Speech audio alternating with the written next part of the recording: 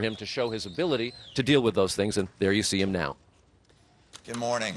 Americans woke up this morning with tragic news and felt heavy hearts as they considered that individuals who have served in our diplomatic corps were brutally murdered across the world.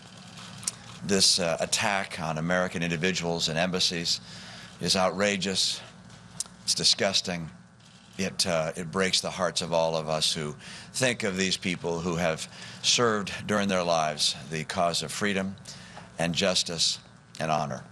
We mourn their loss and join together in prayer that the Spirit of the Almighty might comfort the families of those who have been so brutally slain. 4 diplomats lost their life, including the U.S. Ambassador, J. Christopher Stevens, in the attack on our embassy at Benghazi, Libya.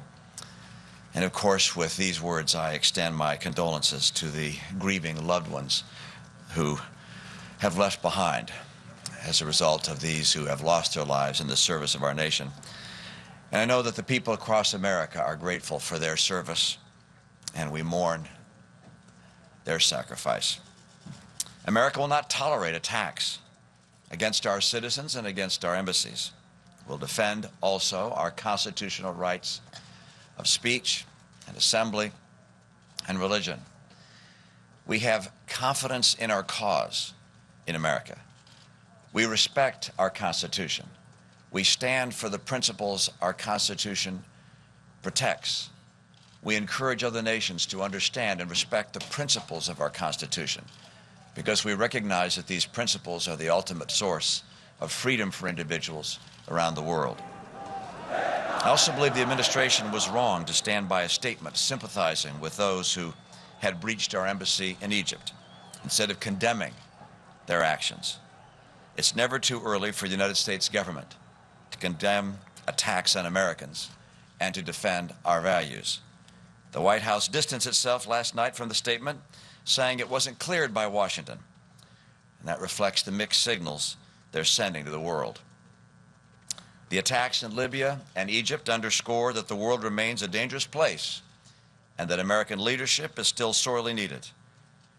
In the face of this violence, America cannot shrink from the responsibility to lead. American leadership is necessary to ensure that events in the region don't spin out of control. We cannot hesitate to use our influence in the region to support those who share our values and our interests. Over the last several years, we've stood witness to an Arab Spring that presents an opportunity for a more peaceful and prosperous region, but it also poses the potential for peril if the forces of extremism and violence are allowed to control the course of events. We must strive to ensure that the Arab Spring does not become an Arab Winter. With that, I'm happy to take any questions you may have. Steve? The statement you referred to was a very toughly worded statement last night. Do you regret the tone at all, given what we know now? The embassy in Cairo put out a statement after their grounds had been breached. Protesters were inside the grounds. They reiterated that statement after the breach. I think it's a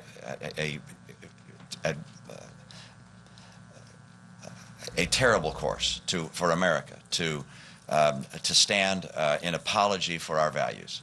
That instead, when our grounds are being attacked and being breached, that the first response to the United States must be outrage at the breach of the sovereignty of our nation.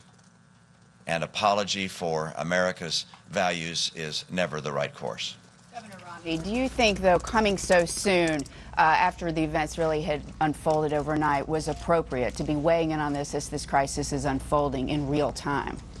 The White House also issued a statement saying it tried to distance itself from those comments and said they were not reflecting of their views. I had the exact same reaction. These views were inappropriate. They were the wrong course to take.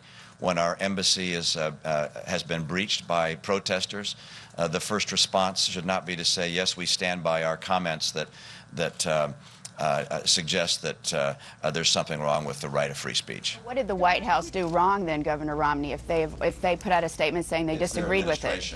their administration spoke.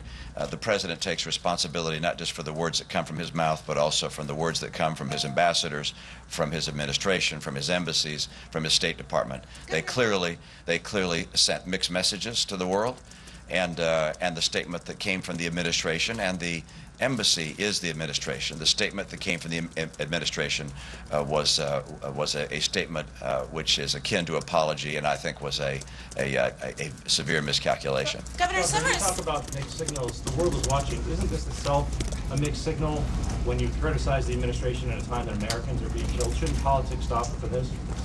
We have a campaign for presidency of the United States and are speaking about the different courses we would each take with regards to the challenges that the world faces. The president and I, for instance, have differences of opinion with regards to Israel and our policies there, with regards to Iran, with regards to Afghanistan, with regards to Syria. We have many places of distinction and differences.